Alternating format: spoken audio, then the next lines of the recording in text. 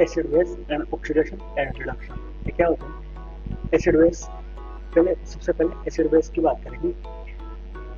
इसमें 3 थ्योरी दी गई, RNS, Roston theory और लुईस। आरएनएस साहब ने क्या H+ और OH- से रिलेटेड थ्योरी दी थी।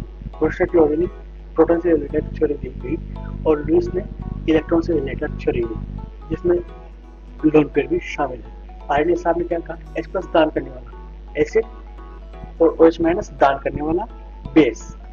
इसको दूसरी तरह से कहा जाए कि H+ दान करने वाला एसिड और OH- ग्रहण करने वाला एसिड, और बेस के रूप में H+ ग्रहण करने वाला बेस और OH- दान करने वाला बेस।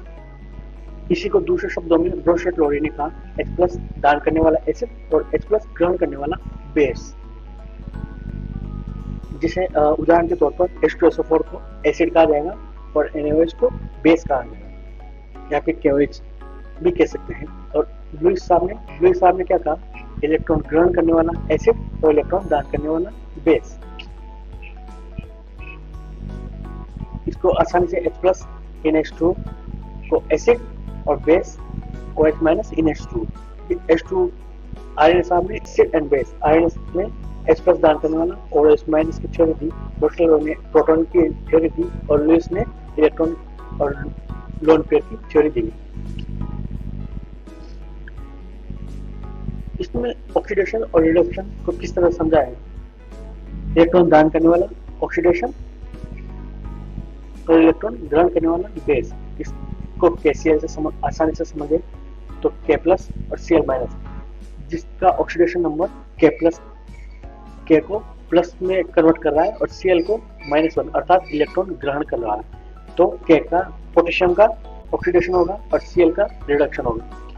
कॉपर और सिल्वर, जिसमें कॉपर का ऑक्सीडेशन होगा अर्थात इलेक्ट्रॉन बाहर निकलेगा।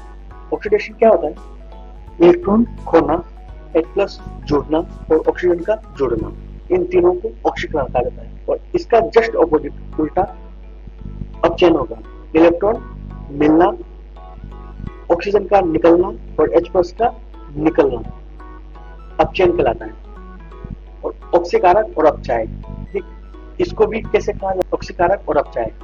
ऑक्सीकारक जो दूसरे का ऑक्सीकरण करे और खुद का अपचयन कर ले, उसे ऑक्सीकारक कहते हैं। और अपचायक जो दूसरे का अपचयन करे, खुद का ऑक्सीडेशन कर ले, उसे अपचायक कहा जाता है। इस रिएक्शन में कॉपर का ऑक्सीडेशन हो रहा है अर्थात इलेक्ट्रॉन निकल रहे हैं, जो कि कॉपर नाइट्राइड में कन्वर्ट हो रहा है। सिल्वर से इलेक्ट्रॉन जुड़ रहा है अर्थात इसका अपचयन हो रहा है। इस समीकरण में कॉपर का ऑक्सीडेशन हो रहा है सिल्वर, जो कि ऑक्सीडाइजर कहलाएगा, और कॉपर अपचायक कहलाएगा।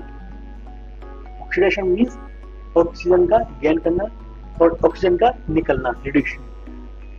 Oxidation loss of hydrogen, H+ का निकलना ऑक्सीडेशन और gain of hydrogen reduction. Loss of electron, electron का खोना ऑक्सीडेशन और इलेक्ट्रॉन का जुड़ना reduction. Increasing oxidation number, oxidation, decreasing in oxidation number, reduction. अर्थात जैसे CO2 ऑक्सीजन जुड़ेगा तो ऑक्सीडेशन, ऑक्सीडाइजिंग एजेंट और रिड्यूसिंग एजेंट क्या होते हैं? ऑक्सीडाइजिंग मींस जो दूसरे का ऑक्सीकरण करे, खुद का रिडक्शन करे। रिडक्शन एजेंट दूसरे का रिडक्शन करे, खुद का ऑक्सीकरण करे, जिसमें इलेक्ट्रॉन रिड्यूसिंग एजेंट का, इलेक्ट्रॉन अगर ऑक्सीडाइजिंग एजेंट में जाए, रिड्यूसिंग एजेंट इलेक्ट्रॉन का खोना ऑक्सीडाइजिंग एजेंट में जाएगा। X loses electron, Y gain electron. X is oxidized by Y, अर्थात Y द्वारा ऑक्सीडाइज किया जा रहा है, तो ऑक्सीडाइजिंग एजेंट क्या होगा? Y होगा, और रिड्यूसिंग एजेंट X होगा, जो कि Y का रिडक्शन कर रहा है, वो अपचायक कहलाएगा। अपचायक क्या होता है? दूसरे का अपचयन, खुद का ऑक्सीडेशन। और ऑक्सीडाइजिंग एजेंट अर्थात ऑक्सीकारक जो दूसरे का ऑक्सीकरण करे, खुद का अपचयन करे। लिथियम आयन का ऑक्सीडेशन नंबर सबसे हाई होता है, इसलिए लिथियम आयन की बैटरियों का यूज किया जाता है। इलेक्ट्रॉन दान करने की क्षमता, लिथियम की इलेक्ट्रॉन दान करने की क्षमता सबसे अधिक होती है।